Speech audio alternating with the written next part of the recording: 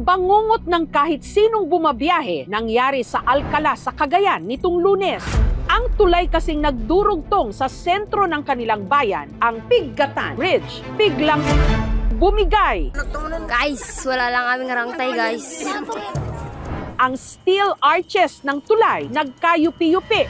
Ang sementadong daan naman ito nagkabitak-bitak. Takbuhan na ng mga tao, siyempre gulat din.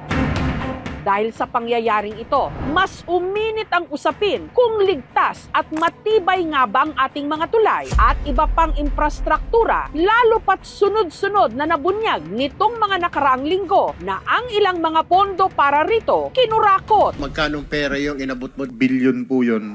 May pagkukulang o anomalya nga rin bang nangyari kung bakit nagkaganito ang tulay sa Cagayan? Wala na tulay ng Pigatan. Ang Pigatan Bridge hindi ngayon mapakinabangan. Iikot, ma'am. 3 kilometers yung dinagdag, ma'am. Para sa light vehicle lang yun, ma'am. Pag yung heavy, 3 to 4 hours yung biyahe na idadagdag. Sobra yun, ma'am, na hassle. Guys, wala lang kaming rangtay, guys. Paano kung nandun pa ako sa kalagitnaan ng tulay? Na-trauma ako tuloy sa mga tulay. Wala na tulay ng Pigatan. Wala, puro mga truck. Isang araw matapos ang insidente, naabutan ng aming team ang 4 na truck na ito na hindi pa rin naaalis. 2 sa mga ito nakasabit pa sa magkabilang dulo ng tulay. Isa sa mga driver nito, si Jonathan. Kami pimana, ma'am, hindi ka lang mintes. No, dalagda magsung batang pagami lagi kosto. Ang karga ng minamaneho niyang truck, tone-toneladang palay na ibibenta raw dapat niya sa kawayan sa Isabela. Nakasalubong namin yung isang trailer. Nung paglagpas na sala kami, ma'am, nakarinig ako ng sabog. Bumagsak na yung tulay. Sabay-sabay na kami pababa. Nang hinayang kami sa produkto, ma'am. Ngayon, wala na kami kikita. Sira na yung truck ko. Ayon sa tala ng mga otoridad, 7 ang nasugatan sa insidente. Sugat ko nga nita may dashboard, ma'am. Tapos sa tilikod ko, hindi pinakasaltik, hindi pinaka-bounce medyo unig, ma'am. Karambola kami di unig di lugan. Bumaba kami sigidan, ma'am. Taba ka no agad tras ay trailer, ma'am. Ito lang napasama, ma'am. First time talaga, ma'am, nakastoy. Tama nga, expect nga nag-crash sa tirang, ma'am. Nga, kami pa mismo natin nag-iigid, ma'am. Baka no, matay kami, ma'am. Ang driver naman ng truck na ito na si Jericho, nakaratay ngayon sa isang ospital sa Tuguegarao City. Mayroon siyang compression fracture dun sa may vertebra. Meron lang naipon na dugo dun sa may loob ng science niya. Yung pagbagsak po, napalo po yung ilong ko dun. Yung tako dun, naipit po sa may manibela. Hindi ko po siya maalis. Mga 20 to 30 minutes po akong naghihintay dun sa loob na magre-rescue. Tinitignan ngayong dahilan kung bakit bumigay ang tulay, overloading. Ang limit kasi ng bridges natin 18 to 25. Ang karga niyan is 50. Ay dalawang nagsabay na 50. Plus meron pang dalawa doon na 10-wheeler. Siguro 20 tons. So bari 140 tons. 33 tons lang to, ma'am. Lagi naman ganito kinakarga namin. Tuloy-tuloy lang kami dumadaan. Wala naman pwedeng madaanan. Ito lang lang. Reckless imprudence assaulting to damage sa property kasi nasira po yung tulay. Doon sa naputol na parte ng steel frame, talagang putol eh. Kulang na talaga yung strength niya to carry yung load. Pag kami kasuhan, saan kami kukuha ng pambayad? Dito lang kami nabubuhay. Imbes na tutulungan kami ng gobyerno, dinidiyan pa kami sa kahirapan. Giit naman ang ilang residente, kaya raw bumigay ang tulay dahil luma na ito. Pinipinturahan lang yung mga bakal. Yung sa 2 dugtungan, ma'am, parang maghiwalay dati, ma'am. Nilagyan lang asfalto doon. Hindi sapat talaga yun, ma'am. Ang Pigatan Bridge na may habang 74.7 meters, unang binuksan sa publiko noon pang 1980. Nagkaroon na ng sira doon sa mga bearing pad niya. Kaya taong 2016, sumailalim ang tulay sa tinatawag na retrofitting. Inayos, pinatibay, at ang inilaang pondo para rito, 11.7 million pesos. Guys, wala lang kaming rangtay, guys. There should be no finger pointing. Lahat po tayo may pagkukulang. Kaming mga local officials, bakit hindi namin kinulit ang mga taga-DPWH para palitan yan, bridge na yan? Yung DPWH, sila ang technically qualified. Bakit hindi nila ni-retrofit bago nangyari ito? Yung mga sa Kongreso, bakit hindi ito ang pinunduan nila, yung mga bridges na ganito? Ang contractor, ang RPF Construction at Iguadis Construction. Sinubukan namin silang kuhanan ng pahayag pero wala silang tugon. Samantala, nagbigay naman ng pahayag ang DPWH Regional Office ng Cagayan. Dahil sa retrofitting noong 2016, napatibay ang tulay at napahaba ang lifespan nito sa pamamagitan ng paglagay ng carbon fiber bilang proteksyon sa corrosion. Sa kabilang banda, mahalagang isaalang-alang na noong mga panahon na iyon ay wala pang mga 22-wheeler trucks na isa sa mga dahilan ng pagbagsak ng tulay ngayon. Nitong Miyerkules, sinuri ni DPWH Secretary Vince Dizon ang tulay. Kung luma na yan, kinagawang na yan, sira na yan, talagang bibigayan. So tingin ko, both ang problema dito. Sumobra yung bigat ng mga dumaan na truck na sabay-sabay, pero at the same time, kinulang din tayo sa maintenance. Hindi pa ako makakapagsabi kung sino may kasalanan, solusyon muna tayo. Guys, wala lang kaming rangtay guys. Ang kalsada na ito sa bayan ng Aritao sa Nueva Vizcaya. Katatapos lang gawin nitong nakaraang taon. Palyado agad. Ala, grabe Ang dumaan ditong jeep nito lang nakaraang buwan. Lula ng mga aning kamatis ni Juni na hulog sa bangin na nasa 20 feet ang lalim. Maraknak nito'y bagay, ada dito'y ulo, ada dito'y ta, pigsang ag-igam ijay, tawa ijay. Kanda gito'y sakak, ito'y likod. Oh my gosh, nakatakot. Aon si Irby ang sa dialogan na perdi amin. Pero ko ang gamin di jay, kami hanga makita nga dati natibag dya kalsada. Dapat naglagay na sila ng mga signage para hindi nangyari yung ganitong aksidente. Ang assessment ko is nagkaroon ng erosion due to continuous na heavy rain. Meron namang earth retaining structure yung mismong site area natin. Kaya lang, hindi siya sufficient para i-hold yung additional weight ng tubig na nadagdag dun sa saturated soil. Ang kalsada nagkakahalaga ng 38 million pesos. Ang kontratista, AMP 723 Construction Corporation. Nakipag-ugnayan kami sa kanilang opisina pero tumanggi silang magpa-interview. Hindi lang tulay ang bumigay nitong mga nakalipas na linggo. Pati na kumpiyansa at tiwala ng iba't ibang sektor sa ating lipunan sa mga nasa kapangyarihan. Serbisyo sa tao! Huwag gawing negosyo! Sa idinaos na mga rally noong September 21, may ilang mga retiradong general at opisyal ng Armed Forces of the Philippines na di umano kaalyado ng mga Duterte ang nanghimok sa Chief of Staff ng Armed Forces of the Philippines na mag-withdraw ng suporta sa administrasyon. Yung pasimuno ng ay para tulungan ay nakaupo sa palasyo. Tinatawag tayong command responsibility. Huwag siyang magtulong. Para naman sa dating senador, DICT Secretary at dati ring Colonel ng Armed Forces of the Philippines na si Gringo Onasan na naglunsad din ng ilang mga kudeta laban sa administrasyon ni Pangulong Cory Aquino, ang korupsyon sa gobyerno matagal na raw nakadikit sa ating sistema at kultura. Sir, ano hong masasabi nyo dito po sa takbo ng mga investigasyon ngayon dito sa corruption? Maliit pa ako, may mga issue na sa kalsada, ang nipis ng simento. So, siguro cumulative ito, napabayaan. So, ang resulta niyan is systems breakdown and institutional damage. Ang pagkukulang talaga, sa tingin ko, sa gobyerno. Parang nawala ng tiwala, naging masyadong matakaw sa pera yung mga hinalal at inappoint na public officials. Ano ang resulta, Jess? Bakit galit yung tao? Yun ang tunay na kalaban natin. Kayo ho, as a retired soldier, na alam nyo, ito yung mga nakita nyo noon pa man. And then, eto na naman, in bigger magnitude. I'm sure na-frustrate ho kayo. Pag na-frustrate kasi yung sundalo, iba ang epekto, di ba? Yun ang pag-ingatan natin na huwag maudyukan. Katulad nung nangyari almost 40 years ago. Pag yung mga kababayan natin na nasa kalsada, nag-usap at sa yung kasundaluhan, ang nangyayari ay shortcut. Dahil nagkulang yung institution, hindi gumagana yung korte, walang hustisya, dadalhin sa kalsada. Ano ang silbi ng korte natin, ng due process? Kung sa kalsada natin. O yung pag-aalsa sa militar, ang tawag nila kudeta.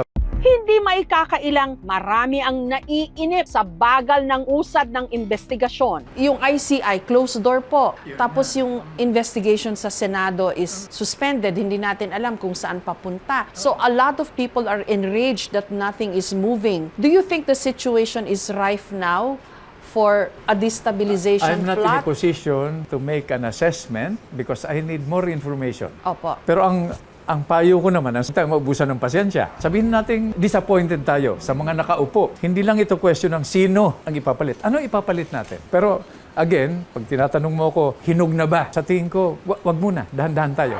Hindi na rin maikakaila na may epekto sa ekonomiya ang mga naisiwalat na anomalya, pati na sa imahe ng ating bansa. Dahil nanonood yung buong mundo. Hindi mo napansin, Jess, naglindol sa Cebu. Wala akong nabalitaan na may foreign aid na naman. Di ba dati-dati, isang katutak na Red Cross na aid. Siguro ang nasa isip ng mga nanonood sa atin na ibang bansa, bibigay tayo ng tulong, kukurakutin lang yan eh. Nawawala ng confidence. Pero meron pong mga retired na mga military officers. In fact, na-interview ko yung ilan sa kanila who were near the People Power Monument. And they were advocating for the Chief of Staff to withdraw support. Tignan natin kung maniwala sa kanila yung Chief of Staff. Are the issues clear enough to warrant a withdrawal of support? Ngayon, sige, withdraw of support. And then, what? Balik tayo dun sa katanungan ko. Hindi lang sino ilalagay mo, anong sistema? Transition government, Revolutionary Council. Yun ang mga pinag-uusapan ngayon, di ba? Sir, anong may sasagot nyo naman dun sa mga magsasabi? Yan naman si Gringo. Magaling lang magsalita, pero ilang beses niyan sinubukang patumbahin ang gobyerno ng Pilipinas. At least, tumayo ako. Husgahan mo na kung mali ka mo. Hindi. Sabi mo, power grabber, kudeta, di ba? And we risk not only our careers, no? Our family, our lives. Senator, ang dami po kasing substandard infrastructure ngayon. Pinayagan kasi natin, nung nag-upgrade yung China, sa atin dinamp yung mga mahihinang bakal nila. Yun ang ginamit natin sa tulay. Nung ginamit natin sa tulay, pwede pa. Dahil limitado ang tonelada ng mga container van. Eh, siyempre, nag-upgrade din sila. Hindi na kaya nung substandard. Forward planning, anticipation. Ba't pinalusot ng customs? Hindi lumalabas yun, sir, yung substandard na steel. Alam mo bakit ganyan, ha? Yes? Boring ang subject na yan eh. Hanggang tamaan ka, pag yung truck mo at kamag-anak mo yung dinaganan ng tulay na nagiba, ayon, magre-react ka. Tila na susubok nga ngayon ang katatagan ng pamahalaan dahil sa investigasyon ng mga proyektong di umano kinurakot at sa kakayahan nitong harapin ang sunod-sunod na mga kalamidad, lalo pat na isisiwalat din ang kahinaan ng ating mga infrastruktura.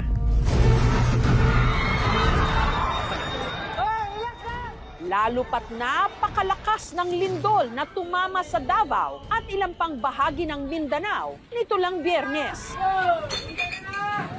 7.4 magnitude. Kung babalikan naman ang naunang lindol sa Northern Cebu noon lamang nakaraang linggo, makikita ang malawak na pagkasira ng mga bahay at mga gusali. Pati na ang ipinatayo ng gobyerno na sports complex sa bayan ng San Remigio. Gumuho ang gusali habang may ginaganap pa namang paliga ng basketball. Pagkatapos ng unang lindol, yumanig pa ulit, kaya tumakbo kami palabas. Ang konkretong pader sa itaas na bahagi ng exit doors nagiba. Habang ang malalaking tipak ng simento at mga bakal sa pader nagbagsakan sa mga naglalabasang tao. 6 ang nasawi sa insidente, kabilang ang collecting agent ng Bureau of Fire Protection na si Alier Vincent, mister ng guro na si Tracy. Meron sigurong dapat managot dun, sir, dahil nga sa nangyari. Tapos sabi pa nilang nga evacuation at safe place daw po yun. Sabi pa niya noon na 8:30 lab, aalis na ako. Ikinis niya po ako tsaka yung anak namin. Sabi niya, bukas gigisi ako ng maaga kasi paghahanda ko yung anak natin ng ulam. Hindi na raw natupad pa ni Alier Vincent ang kanyang pangako. Isa kasi siya sa mga natabunan ng guho at namatay. Napakabigat daw po kasi nung sa kanya sa likod. Blood loss din po siya. Nagsigawan kami, sir, tapos hindi talaga namin matanggap, sir. Ito po yung sapatos na ginamit ni Kuya nung naglaro siya ng basketball. Hindi ko kayang tanggapin nga, sir. Maraming dugo ito. At saka yung medyas niya.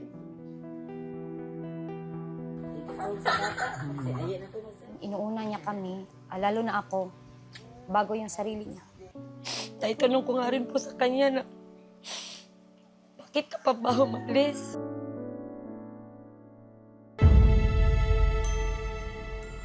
Isa pa sa mga nasawi sa pagguho ng sports complex, ang referee sa paliga ng basketball nung tumama ang lindol, si Jude anak ni na Agapito at Gemma. Ato nga gabi sir, naghulat mi nga mo pauli, wa man gid mauli. Pumunta ang aking asawa sa gym sir, akong gipasubay. Giputos na siya ang akong bata sa bag. Pag-abli dito, pagid na ako siya maili kay na kuan mang iya, kuan na pirat ba yan akong ba? Nya, pero ang iya uniform mo gyud, di ko muka dawat sa siling tan-aw. Milakaw mo ko dayong gud kay sakit na mga ayaw ako dugan. Nganong na kuan man nga bago pa gud na nga complex. Kuan sa kimsay kuan ang engineer ba o ang nakakuha sa pundo riya nga nagtrabaho, pwede na prisohon. Ang San Remio Sports Complex and Evacuation Center, pinondohan ang hindi bababa ng 80 million pesos para sa Phase 1 at Phase 2 ng proyekto. Tinuri ng isang structural engineer mula sa University of San Carlos ang gumuhong sports complex. Sa tingin ko, ang pinaka-primary na cause na nag-collapse yung wall is yung lack of lateral stability ng wall. Medyo manipis talaga kasi ang maganda sana dyan, yung pinaka-column niya, dapat naka-extend siya hanggang sa bottom ng roof truss. Pero ang nangyari dito is yung pinaka-column is hanggang sa doon lang na level sa roof beam. Kung natumbasan na yung wall doon sa labas, medyo mas minimal siguro yung casualty. At saka makikita natin na biyak siya kasi parang hindi nalagyan ng hustong dowel ito. Dito dapat ang bakal is tawid siya mula sa segment na to hanggang doon, nakatusok siya. Dito naman sa labas, makikita natin na yung bakal ng beam, hindi siya naka-properly anchored doon sa column. Bagamat sadyang malakas ang lindol na tumama sa Northern Cebu, hindi rin garantiya na kakayanin ng mga gusali ang pagyanig ng lupa. Pero ayon kay Engineer Gita Mondok, may mga istrukturang dapat kinakaya ang partikular na magnitude ng lindol. Sa kaso ng San Remio Sports Complex and Evacuation Center, dapat kinaya raw nito ang hanggang magnitude 8 na lindol. Pero sa nangyaring trahedya o 6.9 magnitude na lindol, hindi ito umubra. Sa tingin ko, talaga merong substandard na hindi nasunod yung mga provision ng structural code regarding sa anchorage at saka sa provision to stabilize the non-structural elements. Dapat yung structure talaga hindi siya makukollapse even for moment magnitude 8 and above. So something to note that we are having greater expectations sana sa mga projects na ganito. Dapat ito sana is matibay siya, Hindi siya, kasi we are using taxpayers' money. Milyon-milyon talaga yun. Sinubukan ng aming team na kuhanan ng pahayag ang kontraktor ng sports complex, ang Gonzolado Construction and Development Corporation, pero tumanggi sila. The infrastructures are supposed to save lives. It should be able to withstand those calamities. Samantala, dahil din sa nangyaring lindol sa Cebu, ang dalampasigan sa San Remio, nagbago ang topografiya o forma ng lupa. Medyo extensive yung nangyaring liquefaction, bumaba yung mga lupa. Dahil sa ang lugar ay malambot, ang water level ay pumupunta na sa lupa. So nagkaroon talaga ng subsidence. Dahil dito, payo ng mga eksperto, huwag magtayo basta-basta ng mga estruktura malapit sa dagat o bahagi ng tubig o alinmang tubigan. Milyones din ang pinsala ng lindol sa pagkasira ng Tambongon Integrated School. Malaki yung mga bitak-bitak so hindi na siya maaring pasukan ng tao kasi delikado. Pati ang itinatayo pa lang na activity center ng eskwelahan, hindi rin nakaligtas. Excited kaming lahat na matapos ito pero yun nga, dumating yung earthquake, hindi talaga siya nagamit. Yung mga engineers, mostly ang sabi nila, yung lahat ng buildings ito, yung 15 buildings is for demolition po. Hindi po siya safe for occupancy po. Ang kalapit na Argawanon Integrated School naman, suspendido pa rin ang pasok. Sana nga government natin ay magbigay ng pondo para ma-rehabilitate ang mga classrooms. Parang ang daming major reset ang kailangan natin sa bansang to. Major talaga. Ang hirap na nga natin, kinurakot mo pa yung flood control. Nakakainis talaga. Yun lang, huwag tayo maubusan ng pasensya dahil Pag nag-usap yung sundalo at yung nagrarally, abe, ang tawag doon, critical mass. May sasabog. Yun ang iwasan natin. Wala na ritong pinklawan, DDS. This is an all-Filipino effort. Pag corruption ang pinag-usapan, mahirap ka, kahit na anong political color mo, sooner or later, tatamaan ka. Kapag gusali o tulay ang bumagsak, kaya pa nating itayo. Pero kapag tiwala na ng publiko sa gobyerno ang nayanig, at tuluyang bumuho, hindi tayo mananahimik, hindi tayo magtatago dahil tungkulin nating maningil ng gobyernong para sa tao at hindi yung nakamamatay ng tao.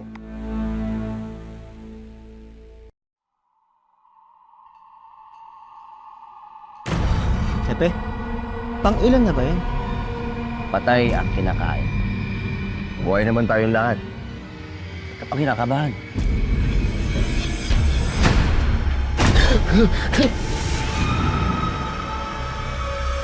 Huwag mong kalimutan. Yan ang gustong mangyari ng kalaban. Wala na yan! May isa pa kain. Saan ano? Isang kagaya mo.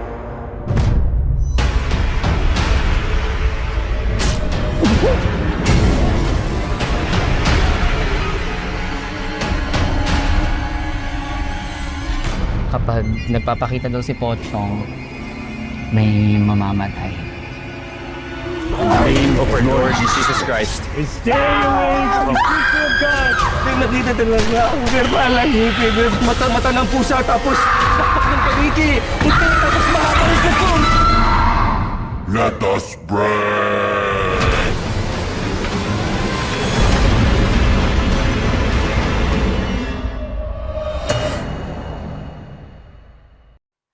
Thank you for watching, mga kapuso. Kung nagustuhan niyo po ang videong ito, subscribe na sa GMA Public Affairs YouTube channel.